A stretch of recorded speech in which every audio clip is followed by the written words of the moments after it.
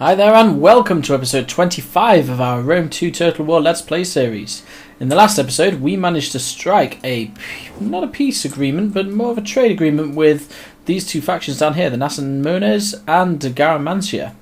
Now I don't think we could enter into any sort of alliance with these guys just yet. They're not quite sweet enough. I mean, what are we looking at? Total attitude value is 73 at the moment, and I think that gets better on every turn. What about you guys? You're 73 as well, so you are very friendly, but I don't think that we'll be able to enter into any alliance. We could always try it. So let's just offer a very quick defensive alliance there. Yeah, no, they're not going to offer. They're not going to have any alliances with us. So we're just going to sit there. As we trade with them, they'll get a little bit sweeter, and maybe over time we can create some sort of military alliance down there. Now, the other issues we have are Brundisium is currently under control by the Aridae, and I'm using the wrong controls to move around. And they are, I think the Aridae are at war with the Delmatae there. So that kind of works in our favour, but Sparta is right between the two of them, so that's a little bit annoying there. We could really do with taking Brundisium back from the Aridae.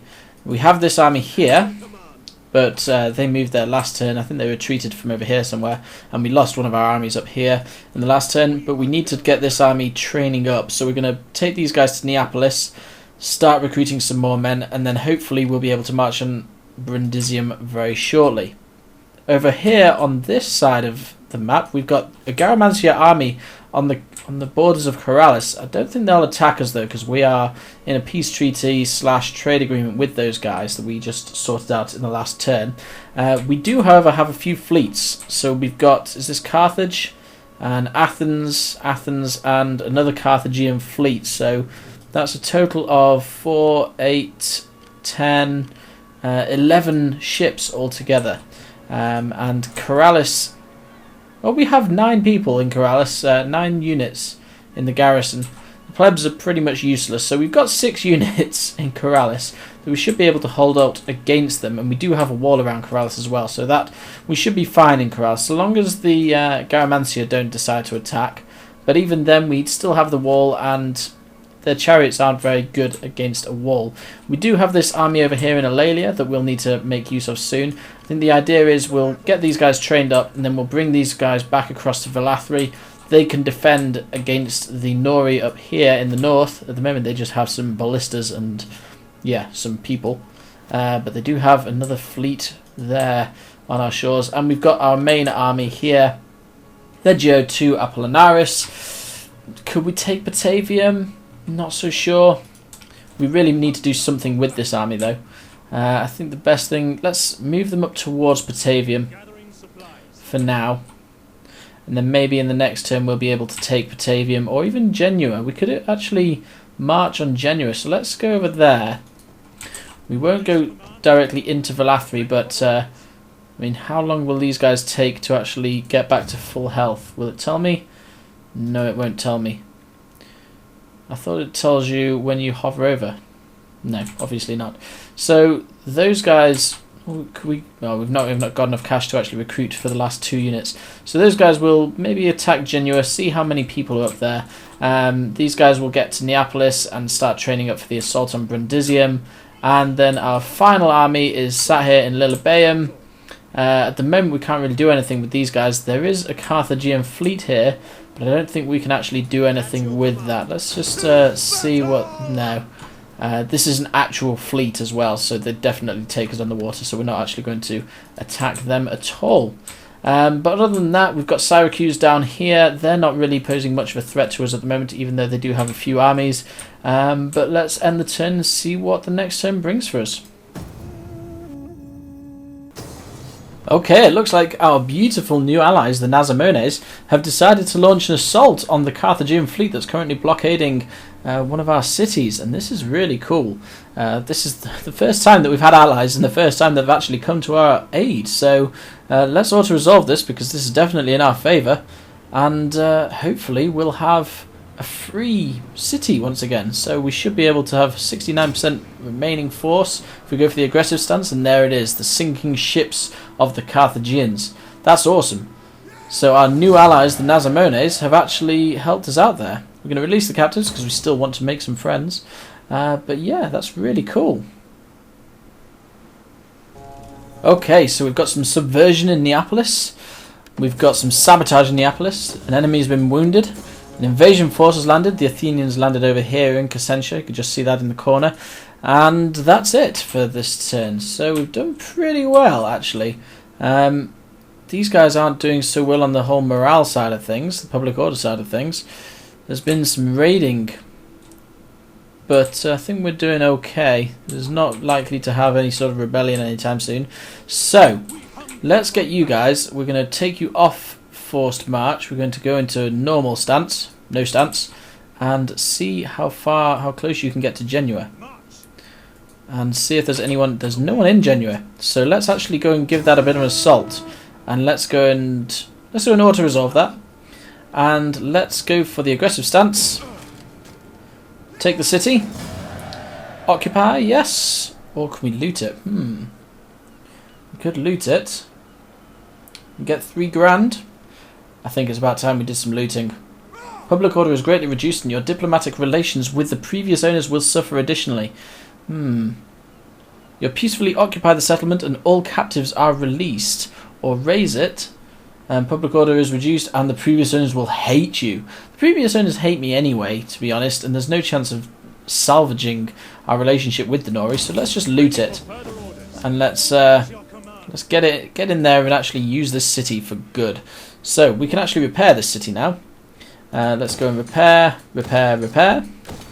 And I think there were some repairs left over down here somewhere as well. Yes, there were. So there's the Roman hamlet that we need to repair. The Manipular barracks that we need to repair. Neapolis, we need to repair the village as well. So hopefully that'll sort us out a little bit. There's no repairs needed over there. And no repairs needed down here. Yeah, I think we're doing good down here. So, what's next then? We now have Genua. So we now have a foothold in the Nori territory. We could really do with making friends with this Massalia guy over here. So let's just open up the diplomacy tab and have a quick look at Massalia. Now they're pretty neutral to us at the moment. They don't like the Averni. And I think the Averni don't like us either. So they're also pretty neutral to the Nori. So if we can make friends with Massalia, we can actually not be attacked from this direction. So let's just initiate diplomacy here. Offer them a trade agreement. There's a rejection, so let's see if we can offer them a trade agreement and maybe a payment. And how much cash do we have at the moment? We could offer... Oh, we only have 639. I'm happy to offer all of that, but that's still a success chance of low, so maybe we could do something else here. Could we make them a client state? No, that's the chance is low as well. So they don't really like us at the moment. How can we make them like us? Break trade agreements, military alliance, trade agreement, declare war, join war against, we could do a non-aggression pact. Rejecting that as well. We really want a trade agreement with these guys. We'll leave them for now, but we really do want to sort out some sort of trade agreement or military alliance with them at some point very soon. And that will basically protect us from the left-hand side there. Then from here... Wow, Medlan is really undefended, actually. We could potentially march on Medlan. Now, Genua, what would the public order be like after the next turn? We'll go down to minus 67. It's going to be minus 20 per turn. The military presence is only plus 18, so... We'll give it another couple of turns, then we may march on Medlan. So what about down here? Yes, we needed to start recruiting units in this army here, but I don't think we'll actually have the cash now. Let's set them to no stance at the moment, and we could put another unit of legionnaires. How many have we got? They're veteran legionaries, so yes, let's train a unit of legionaries. And I think that's all we can do this turn, so next turn it is. Oh, no, we've got Spurious Catonus Corson. I think that'll be this guy up here, won't it? Yes, there's a level up. So, what can we give you? The skills option is ripe with everything. So, minus 4 recruitment cost, plus authority, ramming bonus, zeal and public order from characters in the local province. Offense, don't just stand there, attack! Plus 10% morale. Naval assault, cavalry command, experience points for infantry, experience points for support ships. Minus 10% morale for all enemy units, that could be quite cool. Plus 4% morale for all units, plus 1 experience for all recruits. Despoil, plus 1 zeal, and plus 10% income from looting settlements. We've just looted the settlements, so that's a bit useless actually. So I think the best one to go for is probably plus 2 authority, minus 4% recruitment costs, maybe? Something like that. Or zeal and plus 10% morale for all units during offensive battles. I'm really not sure which to go for. We could always upgrade one of these guys. In fact, that's a really good upgrade. So that would give us plus 1 zeal and another 10% charge bonus, plus 4% melee attack skill for all units, and plus 4% shots per minute for all units. That's really good, actually, that upgrade is. What about the rest of them? No, I think that this soldier one, let's give that an upgrade. That'll be really good. Okay, fantastic. Let's end the turn. Well, that was a very uneventful turn. No attacks, nothing really. Nothing's been blockaded. And I don't even think that anything landed on my shores this turn. So we've got some subversion, enemy's been wounded. Oh, there's a blackmail. One of your family members is being blackmailed. Counter the rumours, or do nothing. Do nothing. Triumph! What's this all about then? Why have we got a triumph? Who's triumphed over whom?